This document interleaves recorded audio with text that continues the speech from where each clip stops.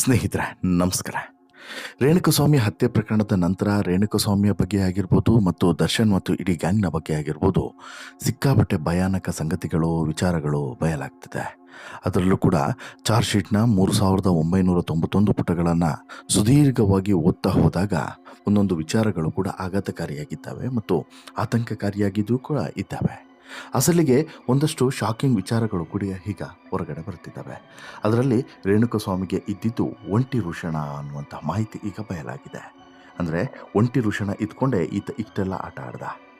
ಒಂದು ವೇಳೆ 2 ವೃಷಣನೂ ಕೂಡ ಇವನಿಗೆ ನಾರ್ಮಲ್ ಆಗಿ ಇದ್ದಿದ್ರೆ ಇವನು ಇನ್ನೆಂತಹ ಕಾಮುಕನಾಗ್ತಿದ್ದ, ಇನ್ನೆಂಥ ವಿಕೃತನಾಗ್ತಿದ್ದ ಅನ್ನೋದನ್ನು ಕೂಡ ಈಗ ಪ್ರಶ್ನೆ ಹೇಳ್ತಿದೆ. ಜನಸಾಮಾನ್ಯರು ಇಂಥದ್ದೊಂದು ಪ್ರಶ್ನೆಯನ್ನು ಕೇಳ್ತಿದ್ದಾರೆ. ತನಿಖೆಯ ವೇಳೆ ಈ ತನಿಖೆಯ ವೇಳೆ ಅಂದರೆ ಈ ರೇಣುಕಸ್ವಾಮಿಯ ದೇಹದ ಈ ತನಿಖೆಯ ವೇಳೆ ಅಥವಾ ಪರೀಕ್ಷೆಯ ವೇಳೆ ಈ ಅಂಗಾಂಗ ವೈಕಲ್ಯದ ಬಗ್ಗೆ ಮಾಹಿತಿಗಳು ಬಹಿರಂಗ ಆಗಿದ್ದಾವೆ. ದರ್ಶನ್ ಗ್ಯಾಂಗ್ನಿಂದ ಹತ್ಯೆಯಾದಂಥ ರೇಣುಕಸ್ವಾಮಿಯ ಅಂಗಾಂಗ ವೈಕಲ್ಯದ ಒಂದೊಂದು ವಿಚಾರಗಳು ಕೂಡ ಈಗ ಹೊರಗಡೆ ಬರ್ತಿದೆ. ಹುಟ್ಟಿನಿಂದಲೇ ರೇಣುಕಸ್ವಾಮಿ ಒಂಟಿ ವೃಷಣವನ್ನು ಹೊಂದಿರೋದ್ರ ಬಗ್ಗೆ ಮಾಹಿತಿ ಸಿಗ್ತಾ ಇದೆ. ಹಾಗಾದರೆ ಈ ಒಂಟಿ ವೃಷಣದ ಪರಿಣಾಮ ಈತನಿಗೆ ಇಷ್ಟೊಂದು ಚಟ ಏರಿತ್ತ? ಈತ ವಿಕೃತ ಕಾಮದ ರೀತಿಯಲ್ಲಿ, ಕಾಮುಕನ ರೀತಿಯಲ್ಲಿ ವರ್ತನೆ ಮಾಡ್ತಾ ಇದ್ದಿದ್ದು ಯಾಕೆ? ಈತನ ಮನಸ್ಥಿತಿ ಹೇಗಿತ್ತು? ಇದರ ಬಗ್ಗೆನೂ ಕೂಡ ಕಂಪ್ಲೀಟ್ ಮಾಹಿತಿಯನ್ನು ನಿಮ್ಮ ಮುಂದೆ ಇಡ್ತಾ ಹೋಗ್ತೀನಿ. ಅದಕ್ಕಿಂತ ಮುಂಚೆ ನೀವು ಇನ್ನೂ ಕೂಡ ನಮ್ಮ ಚಾನಲನ್ನು ಸಬ್ಸ್ಕ್ರೈಬ್ ಮಾಡಿಲ್ಲ ಅಂದರೆ ದಯವಿಟ್ಟು ಕೂಡಲೇ ಸಬ್ಸ್ಕ್ರೈಬ್ ಮಾಡಿ ಸ್ನೇಹಿತರೆ. ನಟ ದರ್ಶನ್, ಚಾಲೆಂಜಿಂಗ್ ಸ್ಟಾರ್ ದರ್ಶನ್ ಮತ್ತು ಗ್ಯಾಂಗ್ ನಡೆಸಿದಂಥ ಹತ್ಯೆ ಪ್ರಕರಣದ ಚಾರ್ಜ್ ಶೀಟು ಇದೀಗ ಭಾರಿ ಸದ್ದು ಮಾಡ್ತಾ ಇದೆ. ಕೆಲವು ಸ್ಫೋಟಕ ಮಾಹಿತಿಗಳು ಕೂಡ ಬಯಲಾಗಿದೆ. ಇದರ ನಡುವೆ ಈ ಹತ್ಯೆ ಆದಂಥ ರೇಣುಕಸ್ವಾಮಿ ಕುರಿತ ಮಾಹಿತಿಗಳು ಚಾರ್ಜ್ ಶೀಟ್ನಲ್ಲಿ ಉಲ್ಲೇಖಿಸಲಾಗಿದೆ. ಪವಿತ್ರ ಗೌಡಗೆ ಮಾಡಿರುವಂಥ ಮೆಸೇಜ್ ಸೇರಿದಂತೆ ಹಲವು ಮಾಹಿತಿಗಳು ಪೊಲೀಸರ ಚಾರ್ಜ್ ಶೀಟ್ನಲ್ಲಿ ಸ್ಪಷ್ಟವಾಗಿ ಈಗಾಗಲೇ ಉಲ್ಲೇಖ ಆಗಿದ್ದಾವೆ. ಅದರಲ್ಲೂ ಕೂಡ ಸಾಕ್ಷಿ ಸಮೇತ ಉಲ್ಲೇಖವನ್ನು ಮಾಡಿದ್ದಾರೆ. 3991 ಪುಟಗಳ ಈ ಚಾರ್ಜ್ ಶೀಟ್ನಲ್ಲಿ ಸಾಕಷ್ಟು ಆಘಾತಕಾರಿ, ಆತಂಕಕಾರಿ ಮತ್ತು ಬೆಚ್ಚಿ ಬೀಳಿಸುವಂಥ ಸಂಗತಿಗಳು ಇದ್ದಾವೆ ಅನ್ನೋದು ಸ್ಪಷ್ಟವಾಗಿ ಗೊತ್ತಾಗ್ತಿದೆ. ಅದರಲ್ಲೂ ಕೂಡ ಈ ರೇಣುಕಸ್ವಾಮಿಗೆ ಸಂಬಂಧಪಟ್ಟಂತಹ ಸಾಕಷ್ಟು ವಿಚಾರಗಳು ಗುಟ್ಟಾಗಿ ಉಳಿದು ಬಿಟ್ಟಿದ್ದಾವೆ. ಅದು ಕೂಡ ಈಗ ರಟ್ಟಾಗ್ತಿದೆ. ಅದರಲ್ಲೂ ಕೂಡ ಈ ಪವಿತ್ರ ಗೌಡಗೆ ಈತ ಮಾಡಿರುವಂಥ ಮೆಸೇಜ್ಗಳಾಗಿರ್ಬೋದು ಅಥವಾ ಬೇರೆಯವರಿಗೆ ಈತ ಮಾಡಿರುವಂಥ ಮೆಸೇಜ್ಗಳಾಗಿರ್ಬೋದು, ಅದನ್ನು ಬಹುಶಃ ನೀವೇನಾದರೂ ಓದಿದ್ರೆ ನಿಮ್ಮ ರಕ್ತ ಕೊತ ಕುದಿಯೋದ್ರಲ್ಲಿ ಅನುಮಾನನಿಲ್ಲ. ಈತನನ್ನು ಬಿಟ್ಟಿದ್ದೇ ಹೆಚ್ಚು ಅಂತೇಳಿ ಹೇಳುವಂಥ ಮಾತುಗಳು ಬರೋದ್ರಲ್ಲೂ ಕೂಡ ಡೌಟೇ ಇಲ್ಲ ಅನ್ನೋದು ಮಾತ್ರ ಸತ್ಯ. ಯಾಕಂತ ಹೇಳಿದ್ರೆ ಇದೀಗ ತನಿಖೆಯ ವೇಳೆ ಅಂಥದ್ದೊಂದು ಭಯಾನಕ ವಿಚಾರ ಹೊರಗಡೆ ಬಂದಿದೆ. ರೇಣುಕಸ್ವಾಮಿ ಹುಟ್ಟಿನಿಂದಲೇ ಒಂಟಿ ವೃಷಣವನ್ನು ಹೊಂದಿದ್ದ ಅನ್ನುವಂತಹ ಒಂದು ಅಂಗವೈಕಲ್ಯದ ಮಾಹಿತಿ ಬಹಿರಂಗವಾಗಿದೆ. ಈ ಕುರಿತು ಈಗಾಗಲೇ ಚಾರ್ಜ್ ಶೀಟ್ನಲ್ಲೂ ಕೂಡ ಒಂದಷ್ಟು ಮಾಹಿತಿಗಳು ಉಲ್ಲೇಖ ಆಗಿದೆ ಅನ್ನುವಂಥದ್ದು ಸ್ಪಷ್ಟವಾಗಿ ಗೊತ್ತಾಗ್ತಿದೆ. ಹುಟ್ಟಿನಿಂದಲೇ ರೇಣುಕಸ್ವಾಮಿಯ ಅಂಗಾಂಗ ವೈಕಲ್ಯದಿಂದ ಹುಟ್ಟಿದ್ದ ಅನ್ನೋದು ಗೊತ್ತಾಗಿದೆ. ರೇಣುಕಸ್ವಾಮಿ ತಾಯಿ ಕೂಡ ಇದನ್ನು ದೃಢಪಡಿಸಿದ್ದಾರೆ. ರೇಣುಕಸ್ವಾಮಿ ಮರಣೋತ್ತರ ಪರೀಕ್ಷೆಯಲ್ಲಿ ಈ ಮಾಹಿತಿ ಬಯಲಾಗಿದೆ. ಸಿಂಗಲ್ ಟೆಸ್ಟಿಕಲ್ ಬೇಬಿ ಆಗಿರುವಂತಹ ರೇಣುಕಸ್ವಾಮಿ ಹುಟ್ಟಿರೋದು ಅನ್ನೋದು ಸ್ಪಷ್ಟವಾಗಿ ಇಲ್ಲಿ ಮಾಹಿತಿಯಾಗಿ ಹೊರಗಡೆ ಸಿಕ್ಕಿದೆ. ಒಂಟಿ ವೃಷಣ ಹೊಂದಿರುವಂಥ ವ್ಯಕ್ತಿಗಳಲ್ಲಿ ಲೈಂಗಿಕ ಬಯಕೆ ಹೆಚ್ಚು ಅಥವಾ ಕಡಿಮೆ ಇರೋದಿಲ್ಲ. ಲೈಂಗಿಕ ಆಸಕ್ತಿ ಹಾಗೂ ಬಯಕೆಯಲ್ಲಿ ಒಂಟಿ ವೃಷಣದ ಪಾತ್ರ ಹೆಚ್ಚಾಗಿ ಇರೋದಿಲ್ಲ ಅನ್ನೋದು ತಜ್ಞ ವೈದ್ಯರ ಮಾತು. ಕಾರಣ ಏನು ಅಂತ ಹೇಳಿದ್ರೆ ಈತನ ವಿಕೃತ ಮನಸ್ಥಿತಿ ಮತ್ತು ಕಾಮಕ್ಕಾಗಿ ಈತ ಹಾತೊರಿತಿದ್ದಂಥ ರೀತಿ, ಕಂಡ ಹೆಣ್ಮಕ್ಳಿಗೆ ಈತ ಮೆಸೇಜ್ ಮಾಡುತ್ತಿದ್ದನ್ನು ನೋಡಿದ್ರೆ ಈತನಿಗೆ ಬಹುಶಃ ಈ ವಿಕೃತತೆ ಅನ್ನೋದು ತಲೆಯೇರಿ ಕೂತಿತ್ತು ಅನ್ನೋದು ಎಲ್ಲರ ಅಭಿಪ್ರಾಯ. ಜೊತೆಗೆ ಒಂಟಿ ವೃಷಣದ ಕಾರಣಕ್ಕೋಸ್ಕರ ಈ ರೀತಿ ಏನಾದರೂ ಆಗುತ್ತಾ ಅಂತೇಳಿ ನೀವು ಕೇಳಿದ್ರೆ ಇಲ್ಲ ಅನ್ನುವಂಥ ಉತ್ತರ ವೈದ್ಯರಿಂದ ಬರುತ್ತೆ. ಭಾಗಶಃ ಒಂಟಿ ವೃಷಣ ಸಮಸ್ಯೆಯಿಂದ ಕೆಲವು ಬಾರಿ 3 ರಿಂದ 4 ತಿಂಗಳ ಒಳಗಡೆ ಮಗುವಿನಲ್ಲಿ ಒಂಟಿ ವೃಷಣ ಸಮಸ್ಯೆ ಸರಿಯಾದರೆ ಭವಿಷ್ಯದಲ್ಲಿ ಸಮಸ್ಯೆ ಇರೋದಿಲ್ಲ. ಆದರೆ 4 ತಿಂಗಳ ಬಳಿಕ ಭಾಗಶಃ ಒಂಟಿ ವೃಷಣ ಸಮಸ್ಯೆ ಸರಿ ಹೋಗದಿದ್ದಲ್ಲಿ ಅದು ಶಾಶ್ವತವಾದಂಥ ಸಮಸ್ಯೆ ಆಗಲಿದೆ. ಇನ್ನು ಒಂಟಿ ವೃಷಣ ಹೊಂದಿರೋರಿಗೆ ಭವಿಷ್ಯದಲ್ಲಿ ಕಾಡುವಂಥ ಅತಿದೊಡ್ಡ ಸಮಸ್ಯೆ ಅಂದರೆ ವೃಷಣ ಕ್ಯಾನ್ಸರ್.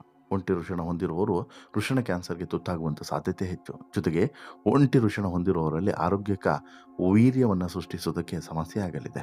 ಸರ್ಜರಿ ಮೂಲಕ ಕ್ಯಾನ್ಸರ್ ಸಮಸ್ಯೆಯನ್ನು ಸಂಪೂರ್ಣವಾಗಿ ಇಲ್ಲವಾಗಿಸೋದಕ್ಕೆ ಸಾಧ್ಯವಿಲ್ಲ. ಆದರೆ ರಿಸ್ಕ್ ಫ್ಯಾಕ್ಟರ್ ಕಡಿಮೆಯನ್ನು ಮಾಡಿಕೊಳ್ಳೋದಕ್ಕೆ ಸಾಧ್ಯವಿದೆ ಅನ್ನೋದನ್ನು ವೈದ್ಯರು ಹೇಳ್ತಾರೆ.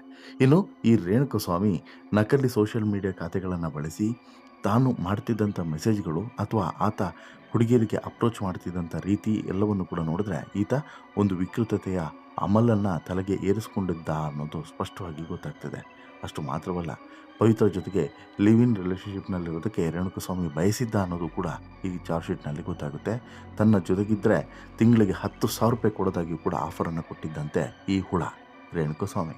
ಆದರೆ ಈ ಪವಿತ್ರ ಗೌಡಗೆ ಈ 10,000 ಯಾವ ಮೂಲೆಗೆ ಸಾಲುತ್ತೆ ನೀವು ಹೇಳಿ? ರೇಣುಕಸ್ವಾಮಿ ಮೆಸೇಜು ವಿಪರೀತವಾಗ್ತಿದ್ದಂತೆ ಪವಿತ್ರಗೌಡ ದರ್ಶನ್ ಆಪ್ತರಿಗೆ ಈ ವಿಚಾರವನ್ನು ತಿಳಿಸಿದ್ದು.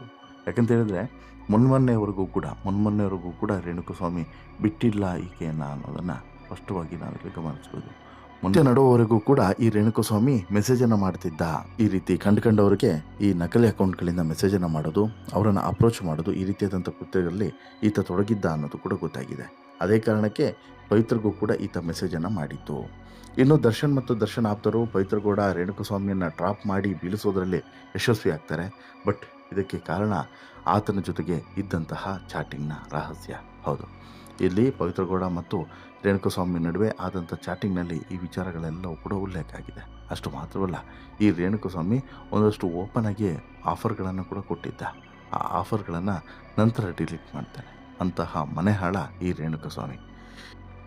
ಇನ್ನು ರೇಣುಕಸ್ವಾಮಿಗೆ ಇಷ್ಟೆಲ್ಲ ಸಮಸ್ಯೆಗಳಿದ್ದರೂ ಕೂಡ, ಒಂಟಿ ಋಷಣ ಇದ್ದರೂ ಕೂಡ ಆತನಿಗೆ ಹೆಂಡತಿಗೆ ಮಗುವಾಗೋದ್ರಲ್ಲಿ ಏನೂ ಕೂಡ ಸಮಸ್ಯೆ ಆಗಿಲ್ಲ. ಆತನ ಹೆಂಡತಿ ಈಗ ಗರ್ಭಿಣಿ. ಹೀಗಾಗಿ ಇನ್ನೇನು ಕೆಲವು ದಿನಗಳಲ್ಲಿ ರೇಣುಕಸ್ವಾಮಿಯ ಮಗು ಹೊರಗಡೆ ಬರುತ್ತೆ. ಇನ್ನು ಆ ಮಗು ಹೇಗಿರುತ್ತೆ, ಆ ಮಗುವಿಗೆ ಏನಂತೇಳಿ ಇವರೆಲ್ಲರೂ ಕೂಡ ಉತ್ತರವನ್ನು ಕೊಡ್ತಾರೆ. ನಿಮ್ಮ ಅಪ್ಪ ಹೀಗಿದ್ದ, ಹೀಗೆ ಆಯಿತು, ಅದಕ್ಕೆ ಹೊಡೆದು ಬಿಸಾಕಿದ್ರು ಅಂತೇಳಿ ಹೇಳ್ತಾರೋ ಅಥವಾ ಬೇರೆ ಏನಾದರೂ ಹೇಳ್ತಾರೋ ಕಾದು ನೋಡಬೇಕು. ಇದು ಒಂದು ಭಾಗ.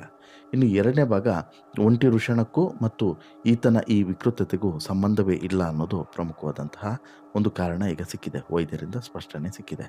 ಹಾಗಾದರೆ ಇಲ್ಲಿ ಒಂಟಿ ಋಷಣ ಅಲ್ಲದೆ ಇದ್ದರೆ ಮತ್ತೆ ಯಾವ ಕಾರಣಕ್ಕೋಸ್ಕರ ಈತನ ಮನಸ್ಥಿತಿ ಇಷ್ಟು ವಿಕೃತಗೊಂಡಿತ್ತು? ಈತ ಯಾಕೆ ಹೆಣ್ಮಕ್ಳಿಗೆ ಈ ರೀತಿ ಕೆಟ್ಟದಾಗಿ ಮೆಸೇಜನ್ನು ಮಾಡ್ತಿದ್ದ? ಏನೇ ಆಗಿರ್ಬೋದು, ದರ್ಶನ್ ಇಟ್ಕೊಂಡವಳೋ ಅಥವಾ ಮತ್ತೊಬ್ಬಳು ಯಾರಿಗೇ ಆದರೂ ಕೂಡ ಈ ರೀತಿಯಾಗಿ ಮೆಸೇಜ್ ಹಾಕುವಂಥ ರೈಟ್ಸ್ ಯಾರಿಗೂ ಕೂಡ ಇಲ್ಲ. ಮತ್ತು ಖಾಲಿ ಮೆಸೇಜ್ ಹಾಕೋದು ಅಲ್ಲ, ವಿಪರೀತವಾದಂಥ ಟಾರ್ಚರನ್ನು ಕೊಡ್ತಿದ್ದ ಅನ್ನೋಂಥದ್ದು. ಒಂದು ವೇಳೆ ರೇಣುಕಸ್ವಾಮಿ ಬದುಕಿದ್ದಿದ್ರೆ ಇದು ಇಲ್ಲಿಗೆ ನಿಲ್ತಿರಲಿಲ್ಲ. ಪವಿತ್ರಗೌಡ ಈಗ ಪವಿತ್ರಗೌಡ ಅವರು ವಾರ್ನಿಂಗ್ ಕೊಟ್ಟು ಸುಮ್ಮನೆ ಆಗಿದ್ದಿದ್ರೆ ನಾಳೆ ಮತ್ತೊಂದು ಹುಡುಗಿಗೂ ಕೂಡ ಇದೇ ರೀತಿ ಮಾಡ್ತಿದ್ದ ಅನ್ನೋದರಲ್ಲಿ ಏನು ಡೌಟೇ ಇಲ್ಲ. 100% ಮಾಡ್ತಿದ್ದ. ಆತನಿಗೆ ಇದು ಒಂದು ರೀತಿಯಲ್ಲಿ ಕಯಾಳಿಯಾಗಿ ಹೋಗಿತ್ತು ಎಲ್ರಿಗೂ ಕೂಡ. ಅಲ್ಲಿ ನೋಡಿ, ಅವನದು ಈ ಚಾಟ್ ಲೀಸ್ಟನ್ನು ನೋಡಿ, ಆಮೇಲೆ ಈ ಹಿಂದೆ ಮಾಡಿರುವಂತಹ ಹಲವಾರು ನಟಿಯರ ಆರೋಪಗಳು ನೋಡಿ, ಎಲ್ರಿಗೂ ಕೂಡ ಈತ ಇದೇ ರೀತಿ ಮೆಸೇಜನ್ನು ಮಾಡ್ತಿದ್ದ. ಈತನಿಗೆ ಅದೊಂದು ಖಯಾಲಿಯಾಗಿ ಹೋಗಿತ್ತು. ಆ ಚಾಳಿಯನ್ನೇ ಬೆಳೆಸ್ಕೊಂಡಿದ್ದಂಥ ಈತ ಇಲ್ಲಿಗೆ ನಿಲ್ಲಿಸ್ತಾ ಇರಲಿಲ್ಲ ಅನ್ನೋದು ಮಾತ್ರ ಸ್ಪಷ್ಟ. ಆದರೆ ಈ ದರ್ಶನ್ ಮತ್ತು ಗ್ಯಾಂಗ್ನವರು ಕಾನೂನನ್ನು ಕೈಗೆ ತೆಗೆದುಕೊಂಡಿದ್ದು ಮಾತ್ರ ಅಕ್ಷಮ್ಯ ಅಪರಾಧ. ಅದು ಬಿಟ್ಟರೆ ಈತನ ಸಮಸ್ಯೆಯೇ ಈ ಮಾನಸಿಕವಾದಂಥ ಸಮಸ್ಯೆ, ಒಂಟಿ ಋಷಣದ ಸಮಸ್ಯೆ ಅಲ್ಲ ಅನ್ನೋದು ಮಾತ್ರ ಸ್ಪಷ್ಟ. ಬಟ್ ನಿಮಗೇನು ಅನಿಸುತ್ತೆ ಸ್ನೇಹಿತರೆ? ರೇಣುಕಸ್ವಾಮಿಯ ಮನಸ್ಥಿತಿ ರೀತಿ ಇರುವಂತಹ ಪ್ರತಿಯೊಬ್ಬರೂ ಕೂಡ ಈ ಸಮಾಜಕ್ಕೆ ಎಷ್ಟು ಅಪಾಯಕಾರಿ ಅಂತೇಳಿ ನಿಮ್ಗೆ ಅನಿಸುತ್ತೆ? ದಯವಿಟ್ಟು ಕಮೆಂಟ್ ಮಾಡಿ ತಿಳಿಸಿ. ಜೊತೆಗೆ ಈ ಸ್ಟೋರಿ ಇಷ್ಟ ಆಯಿತು ಅಂತ ಹೇಳಿದರೆ ಲೈಕ್ ಮಾಡಿ, ಶೇರ್ ಮಾಡಿ, ಚಾನಲ್ಗೆ ಸಬ್ಸ್ಕ್ರೈಬ್ ಆಗೋದನ್ನು ಮರಿಬೇಡಿ. ಧನ್ಯವಾದ.